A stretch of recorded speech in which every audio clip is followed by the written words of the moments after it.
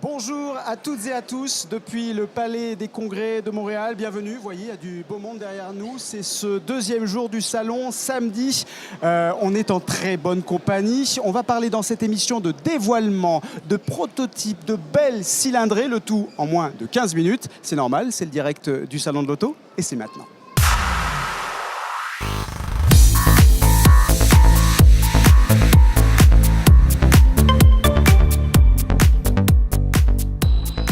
Ravi donc de vous accueillir sur Autoblog Québec, le magazine auto d'AOL, opération spéciale en plein cœur de ce 46e Salon de l'Auto de Montréal qui, on le rappelle, se déroule jusqu'au 26 janvier prochain au Palais des Congrès, en bonne compagnie puisque sont présents autour de ce plateau deux spécialistes du monde automobile et non des moindres. On va commencer par celui qui est aussi le porte-parole officiel de ce salon, Bertrand Godin. Bertrand, bonjour. Bonjour. Alors Bertrand, pour celles et ceux qui ne vous connaîtraient pas, il y en a peut-être éventuellement. Oui. Pilote, chroniqueur, journaliste, amoureux des belles choses. Et il y en a des belles choses dans ce salon. Oh là là. Bref, il y en a au-delà de 500. Un très beau pédigré, mon cher Bertrand. Alors, on ne peut pas vous louper sur ce salon. Hein. Vous êtes dans toutes les travées, tous les couloirs, vous êtes présent. Hein. Ben oui, puis ça vaut la peine hein, parce que c'est vraiment le partage de l'amour de l'automobile et on sent qu'au Québec, on aime ça. Alors, à vos côtés, Bertrand, un chroniqueur aussi qu'on ne présente plus non plus dans le monde automobile, Philippe Lagu. Philippe, bonjour. Bonjour. Alors, vous aussi, Philippe, vous êtes chroniqueur automobile, entre autres pour le quotidien Le Devoir et pour l'Autoblog Québec. Tiens, ça tombe bien. Oui. Alors, quel heureux hasard. Quel heureux Oui. hasard. Les choses sont bien faites, finalement. Ben oui. Philippe, vous êtes en forme aussi? Vous avez eu Tout à l'occasion? fait. Non, mais comment ne pas être en forme? C'est ça. Ici, là, des gens comme Bertrand et moi, on est comme des poissons dans l'eau. Là. C'est ce qu'on attend toute l'année. Les 10 jours du Salon de l'Auto, là, on est vraiment dans notre élément. C'est ce qu'on se disait avant. On joue à domicile. C'est ça. Oui. C'est un second Oui, Noël, c'est ça. on va dire, pour vous, les amis. Et puis C'est pour Noël. nous aussi. Alors, les amis, le Salon de l'Auto de Montréal est ouvert au public depuis hier, vendredi. Mais les professionnels du secteur ont eu le privilège de découvrir sur ce salon, dès ce jeudi, les premières canadiennes et nord-américaines 2014. Tiens, on va regarder quelques-unes de ces nouveautés. On va les commenter ensemble. On y va, on regarde. Alors là, on voit ici la nouvelle Golf GTI chez Volkswagen, chez Hyundai, la Elantra 2014, chez Chevrolet, magnifique, la fameuse Corvette Stingray décapotable, chez Lamborghini, la LP 574, chez Mini, les nouvelles Cooper, chez BMW en force avec la M qu'on voit ici, et puis enfin en première nord-américaine, la nouvelle Mirage 4 de chez Mitsubishi. Alors Philippe, Bertrand, on a vu quelques-uns de ces dévoilements. Cette année, d'une manière générale, avant de rentrer dans les différentes catégories, est-ce qu'il y a des constructeurs qui vous ont comblé, surpris, enthousiasmé? Écoutez, On commence par Bertrand, tiens. quand on parle de 47 premières canadiennes, c'est quand même impressionnant de voir autant de premières. Et c'est sûr que l'automobile, ça a un côté émotif. Quand je regarde, par exemple, la Corvette Stingray, les lignes de cette voiture-là, Magnifique. le rapport performance-prix qui est vraiment... Imbattable. Ah oui, c'est... Est-ce qu'on peut donner un peu le prix de C'est cette des chiffres qui se comparent à une Porsche 911 ou même à une Ferrari. La Corvette, de base, a quoi, 455 chevaux, je crois, Exact. maintenant.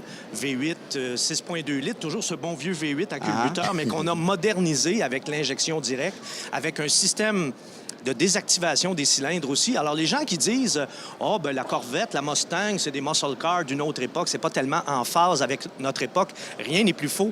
Parce que la Corvette, avec le système de désactivation des cylindres, peut, si on est pris dans le trafic, par exemple, on peut peser sur un petit bouton, qui est un bouton qui s'appelle Eco, comme économie, et on passe de 8 à 4 cylindres.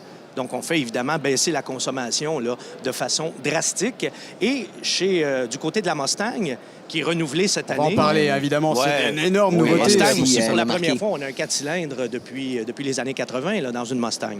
Donc là, on parle de la Corvette, on parle éventuellement d'autres modèles qui vous auraient enthousiasmé, là, parmi ceux que vous avez eu l'occasion de voir. Écoutez, la Bertrand? BMW i3 Ouais. m'a Ouais, bien i3. plu parce que, Ouais. bon, on le sait, BMW qui avait un peu l'image, justement, de grosses cylindrées, bien là, d'aller du côté vert. Et ça, je pense Voiture que c'est électrique, une hein, évidemment. tangente Ouais. qu'à peu près tous les manufacturiers ont pris. Oui, mais c'est une tangente. Étrangement, c'est un virage que les constructeurs allemands ne semblent pas vouloir prendre. Alors, l'hybride, ils sont pas là du tout. La voiture électrique, il semblait réticent également. On ne les voit pas.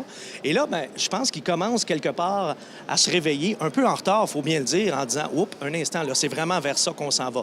Alors, levons au moins notre chapeau à BMW, qui a été le premier à réagir Audacieux. et à dire « Il faut qu'on ait une voiture électrique ». La voilà, c'est la i3.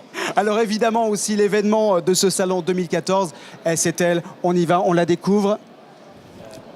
La Felino CB7, voilà, super voiture dévoilée au grand public montréalais. Ça fait 4 ans que ce projet est né, on le rappelle. Et puis on a eu la chance sur ce salon de Montréal d'en découvrir pas une, mais 2 prototypes 100% québécois, faut-il le préciser, Ouais. montés de A à Z par l'ex-pilote de course Antoine Bessette qu'on voit sur ces images. Et puis Antoine, il est là avec nous. Merci Antoine d'être là, merci Bonjour d'être au messieurs, plateau. bonjour. Antoine. Alors d'abord, les garçons, soyez honnêtes, puis Antoine, bouchez-vous les oreilles.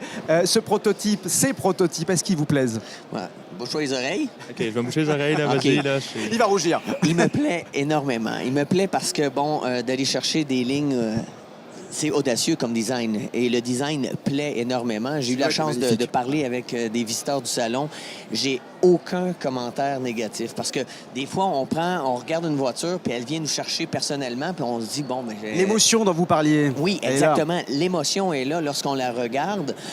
Et lorsqu'on on regarde sa fiche technique, l'émotion, on la ressent sûrement derrière le volant parce que, justement, l'équilibre de cette voiture-là. Mais moi, ce qui m'impressionne le plus, c'est en 4 ans. On en connaît d'autres, des gens qui ont voulu partir des projets. Ils ont mis beaucoup plus de temps. Moi, quand Antoine m'a dit, j'ai eu une bulle, puis c'est parti. Écoute, la bulle, là, elle était bonne, pas à peu près. Philippe, un petit commentaire sur ce Visiblement, prototype. Bertrand a eu un plus gros chèque que moi. Là. Je sais pas comment je peux accoter ça, mais non, mais sérieusement. Moi, cette voiture-là, honnêtement, bouge-toi les oreilles, OK. je l'adore. Ouais. Vraiment, c'est Pourquoi très... faut que je me bouche les oreilles? Là, ça tu va bien vois, jusqu'ici? Bah ouais, là? ça c'est pas mal, hein, mais c'est plus pour éviter de rougir. Te déstabiliser, sortir de ta zone de confort. On passe rien sous la table, hein, les amis. Ouais, t'as juste des bons commentaires. À un moment donné, ça va faire. Non, mais sérieusement, il n'y a pas grand-chose de négatif à dire.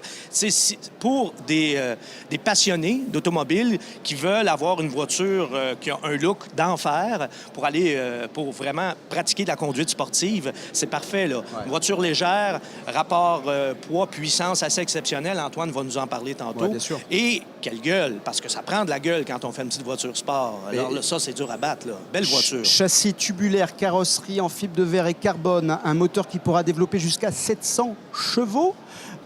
Transmission séquentielle, on en passe. C'est une voiture qui est faite pour avoir des performances assez incroyables. Antoine, c'est comme ça que vous l'avez pensé? C'est comme ça que vous la souhaitez? Oui, tout à fait. Tout à fait. Écoute, c'est vraiment parti. Ça l'ADN d'une voiture de course. Je suis vraiment parti de littéralement un banc de formule que je me suis assis dedans, un de mes vieux bancs de formule dans le temps que je courais. Je me suis mis un volant dans les mains et je me suis fait visser les pédales à la bonne place. On a commencé à bâtir l'auto autour de ma position de conduite idéale. Et écoute, on a testé le véhicule, même avant même de commencer à faire la carrosserie autour du véhicule. On a testé le tubulaire durant 1 an de temps pour être sûr que tout réagissait exactement comme on voulait, pour être capable de faire tout ce qu'on voulait avec sur la piste, qu'elle soit facile à conduire, facile à placer. Et après, on a commencé le design. Est-ce que vous lui trouvez, les amis, des comparaisons avec d'autres coupés Grand Tourisme? On a parlé d'une inspiration de la Lotus Super 7. Est-ce que c'est... Oui, tout à fait. J'ai parti un peu d'une inspiration de la Lotus Super 7. C'est vrai, parce qu'elle elle est très, très renommée pour sa conduite exceptionnelle. Alors, la disposition des masses est un peu comme la Lotus Super 7. C'est sûr, certains, c'est un peu plus large et un peu plus long, mais la base est là. En fait, L'idée était là. c'est ouais. ça. Moi, ça me fait penser à la Caterham, qui est elle-même une réplique de la Lotus Super 7. Ça me fait penser aussi à l'Ariel Atom. Tu sais, c'est vraiment quelque chose d'ultra spécialisé, mais contrairement aux exemples que je viens de te donner, je pourrais inclure Dunkervoort également. Là, au moins, on a une carrosserie fermée. Oui. C'est quand même une grosse différence. Oui, tout à fait. Ouais. Et surtout, les voitures que je viens de nommer, c'est des voitures qui peuvent aller sur la route. Est-ce que la tienne va être homologuée pour la route? Nous autres, notre marché, c'est surtout l'international. Je veux rester au Québec, bâtir l'auto au Québec, mais je vais lancer ça vraiment à l'international. Je vais être capable, probablement, en série limitée, de vendre ça au Québec, un peu façon de voiture artisanale, si on veut. Mais ma première chose que je veux faire, comme de fait, c'est la piste. Je vais amener l'auto sur la piste, créer une fondation super solide, essayer de shaker un nom. Ouais. C'est ça qui est très, très difficile à faire, c'est d'amener un nouveau nom sur le marché.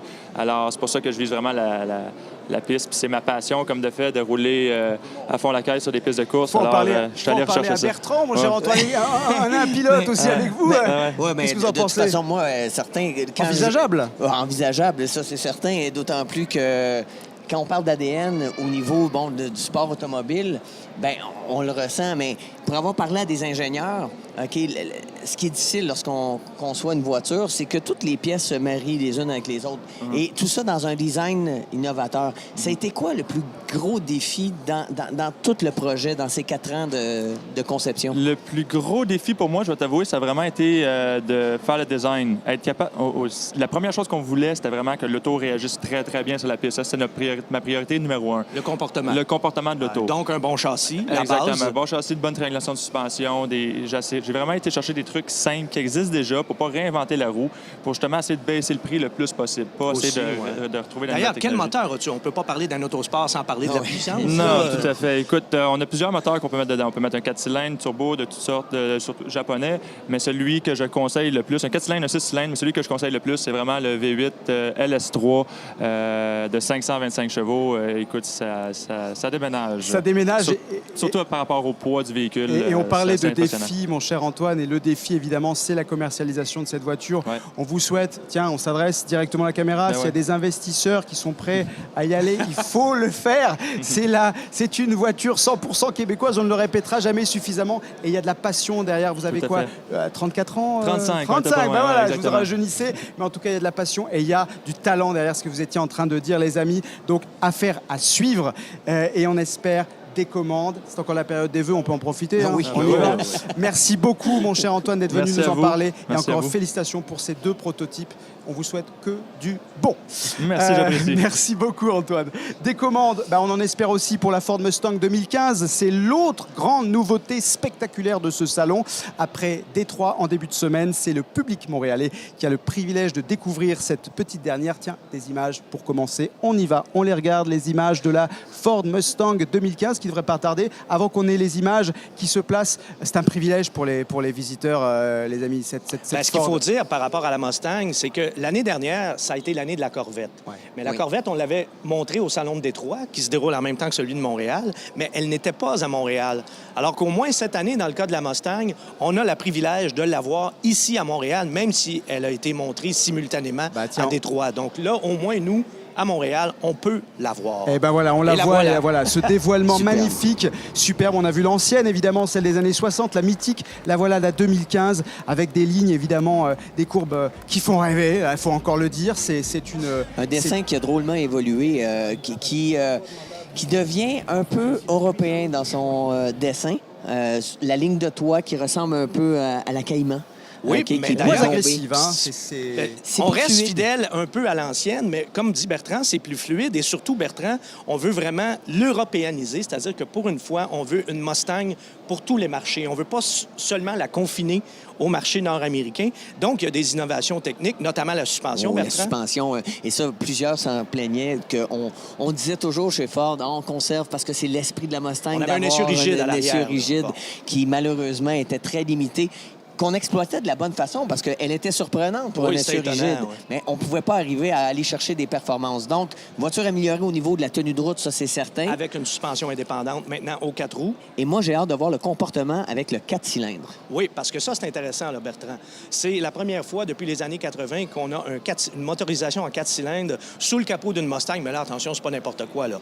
4 cylindres turbo, le moteur EcoBoost, 305 chevaux et 300 livres de couple. Et j'ai l'impression que sur son comportement, la voiture va être mieux équilibrée. On parlait avec Antoine Ouais. justement de l'importance de la tenue de route et probablement qu'avec le 4 cylindres, elle sera surprenante sur un circuit. Parce que c'est moins de poids sur le train avant. Oui. Donc ça, c'est intéressant. Par contre, en Amérique du Nord, vendre une Mustang avec un 4 cylindres, ça passe un petit peu moins bien. Donc, pour les acheteurs nord-américains, on a quand même gardé le V6 qui a exactement la même puissance, 300 chevaux.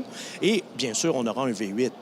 Mais on veut vraiment décloisonner le marché de la Mustang et l'envoyer, lui donner une carrière internationale. Sauf Philippe, chez les baby Bertrand. boomers, oui. Oui, allez-y, allez-y. Chez les baby boomers, c'est sûr qu'on va opter pour le 8 cylindres, mais les nouvelles générations, Oui, oui. Eux autres, ils n'ont pas connu cette image que le 4 cylindres pouvait avoir chez la Mustang et je me demande si ça ne sera pas un moteur qui va quand même aller chercher une certaine popularité. Une clientèle plus jeune, oui, tout à fait. Bien d'accord avec ça. En tout cas, la clientèle jeune, on la voit, elle est en train de s'amasser. Puis on l'a dit, on retient cette belle Felino, ces 2 prototypes, cette Ford Mustang qui est incroyable et d'autres superbes véhicules. Une légende vivante, la Mustang, il faut le dire. c'est Une voiture une qui a été légende produite absolue. pendant 50 ans sans interruption. Il n'y a pas Elle beaucoup de avait été- voitures qui ont c'était ça. l'année là. 64. 64, Comme New New York, c'est ça. Voilà, Philippe, vous êtes en C'est en vraiment bonne un vieux modèle. Hein? Je vous laisse régler ça entre vous. Chers amis, on arrive au terme de cette première émission. On rappelle que vous pouvez également retrouver la version anglophone de notre rendez-vous sur l'Autoblog Canada, animé par Stéphane Garneau avec Marie-Laurence Paquin, Miranda Lightstone. Et bien évidemment, on ne manquait pas tous les jours jusqu'au 25 janvier sur l'Autoblog Québec, le Zoom du salon, les instantanés en vidéo pour ne rien louper de l'événement. Quant à nous, Bertrand, Philippe, on se retrouve samedi prochain, Oui. même heure, même lieu. On aura encore pas mal de choses à découvrir. On parlera plus en détail. On en a évoqué aujourd'hui quelques-unes des aspects là, avec la i3, mais on parlera des voitures électriques, des voitures hybrides et de toutes ces innovations qui sont présentées à l'occasion de ce 46e salon de l'auto En de attendant, Montréal. la semaine prochaine, j'amène Philippe voir le designer de Ford Mustang pour lui faire une refonte. Oui, le châssis est quand même pas mal là. Il fonctionne bien. Ce salon, pour vous y rendre, c'est très simple. Palais des Congrès de Montréal et toutes les infos pratiques sont sur le www.salonautomontréal.com. Très bonne fin de semaine à vous, les amis. Merci. Et excellent salon à tous. Venez, voyez. On couche-tu ici, Bertrand? Allez, on va laisser coucher là. Merci beaucoup.